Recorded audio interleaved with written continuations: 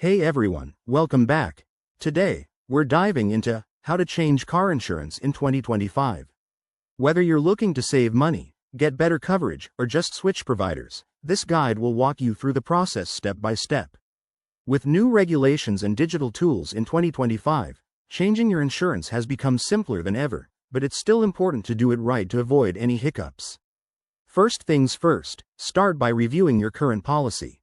Take a close look at what you're paying, your coverage limits, and any deductibles.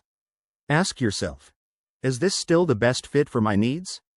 In 2025, many insurers are emphasizing eco-friendly vehicles, so if you drive an electric car, you might qualify for new discounts.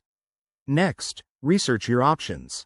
Thanks to 2025 updates, most comparisons can be done online through apps or websites that aggregate quotes from multiple providers. Be sure to check for any new requirements, like mandatory digital verification for claims.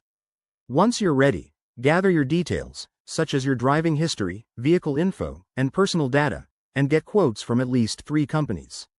This will give you a solid comparison. Now, compare those quotes carefully. Don't just go for the cheapest option. Look at what each plan covers, including liability, collision, and any add-ons like roadside assistance. In 2025, you might see more emphasis on tech features, like AI-based risk assessments, which could affect your premiums. Once you've picked the best one, it's time to switch. Contact your new insurer to finalize the paperwork. Most of this can be done digitally now. Make sure to cancel your old policy only after your new one is active to prevent any gaps in coverage, which could lead to fines or issues. Finally, after switching, double-check that everything is set up correctly and keep an eye on your first bill. Changing insurance can save you hundreds, so it's worth the effort. If you have questions, drop them in the comments below. Thanks for watching, and don't forget to like and subscribe for more tips. See you next time.